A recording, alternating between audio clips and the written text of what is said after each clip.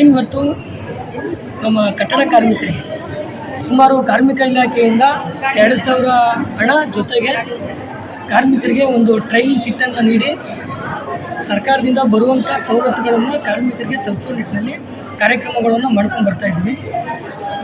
ಇವತ್ತು ಸುಮಾರು ಒಂದು 800-900 ಜನ ಕಾರ್ಮಿಕರಿಗೆ ಇವತ್ತು 2,000 ದುಡ್ಡು ಮತ್ತು ಕಿಟ್ಟನ್ನು ಕೊಡ್ತಾ ಇದ್ದೀವಿ.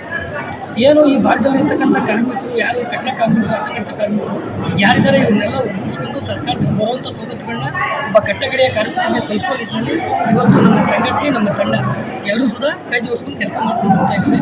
ಇನ್ನು ಇದು ನಮ್ಮ ಯಶವಂತಪುರ ಕಾನ್ಸೆನ್ಸಲ್ಲಿ ಸುಮಾರು 1 ಲಕ್ಷ ಲೇಬರ್ ಕಾರ್ಡ್ನ ಕಟ್ಟಡ ಮತ್ತು ಟೈಲರಿಂಗ್ ಕೆಲಸ ಮಾಡುವಾಗಿ, ಮನೆ ಕೆಲಸ ಮಾಡುವಾಗಿ, ಜೊತೆಗೆ ಇನ್ನಿತರ ಗಾರ್ಮೆಂಟ್ಸ್ಗಳಲ್ಲಿ ESIP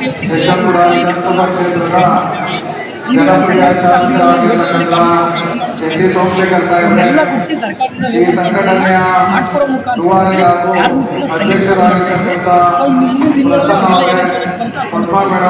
ಸರ್, ಈ ಕಾರ್ಯಕ್ರಮ ಎಷ್ಟು ಸಂಸ್ಥೆಗಳು ಕೂಡ ಬಂದಿದ್ರು?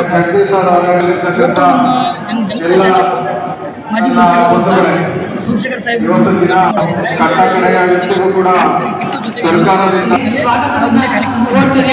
ಕಳೆದ ಬಾರಿ ಈ ಬಾರಿ 8